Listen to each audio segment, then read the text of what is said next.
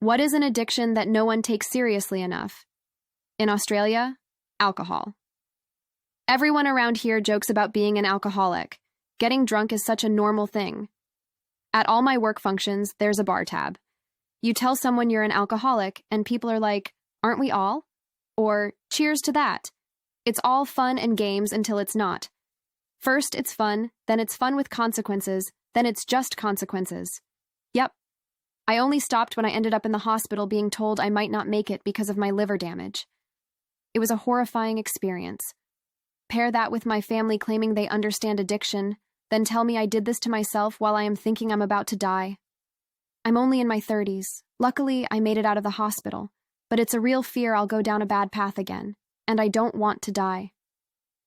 I drank to numb mental health pain I deal with, and because I would get so bored, I am not confident fighting it, which is a good thing because it causes me to be aware of it.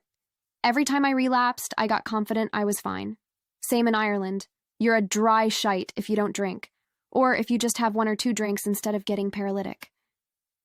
My sister, who was probably bordering on alcoholism, decided to quit drinking, and instead of encouraging her, her friends staged an intervention to find out what was wrong with her.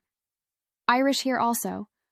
"Oh, you're not drinking. Are you on antibiotics? Pregnant? You're a dry shite then." But tell people I like the odd puff of herb, well, I'm a druggie with a problem. Can't win. Weed is legal where I live, and when people would mention drinking at work, I work in a higher-tier corporate role, I would just mention smoking weed. Some people would look at you like you were admitting to smoking crack. I had one guy tell me it was inappropriate to bring up, which I shut down.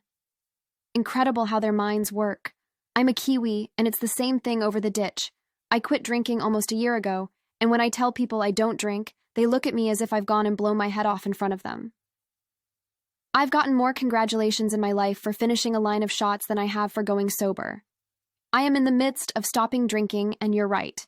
You have to have some 10-10 ironclad reason. Oh, I'm a recovering alcoholic, or my aunt was killed by a drunk driver, etc., before people don't bust your balls for not drinking.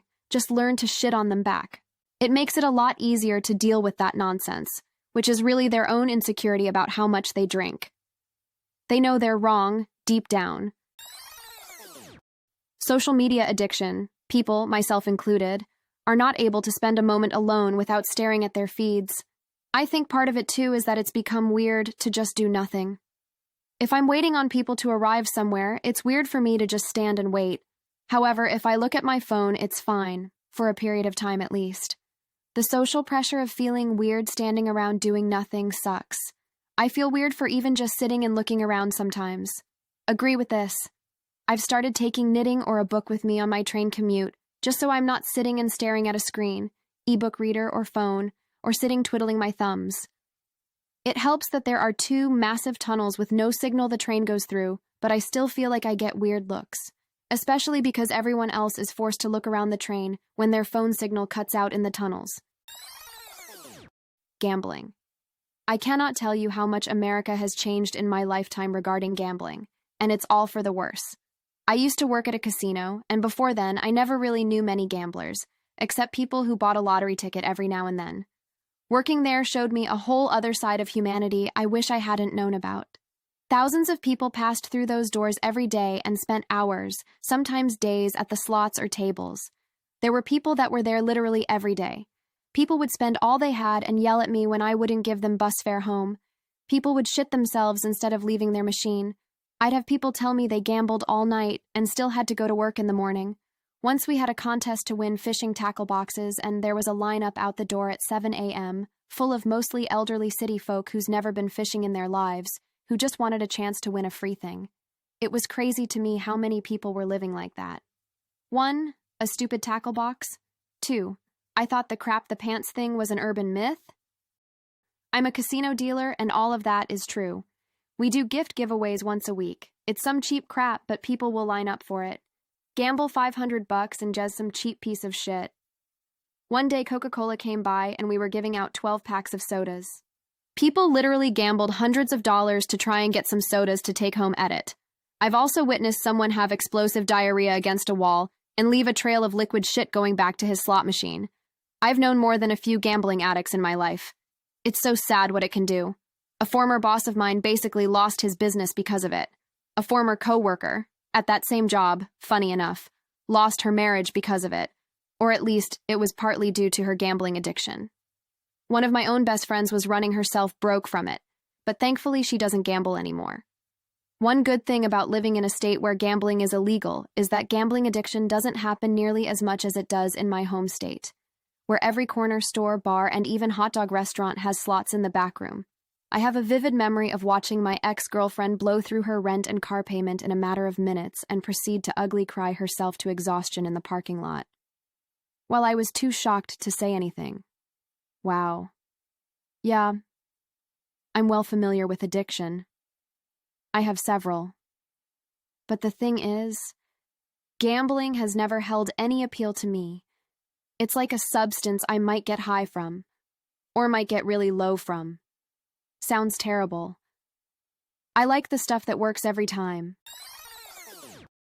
Sugar. I wish I could stop eating so much of it. It would be easier to do if it wasn't in absolutely everything in crazy amounts. There was a sale on baby food pouches, like the kind you give toddlers for snacks. So I was looking at them and it showed that each pouch had 10 grams of sugar. With no added sugar, they were just using very sweet fruit. If your baby ate 4 of them throughout the day, they would be getting an adult man's recommended maximum sugar.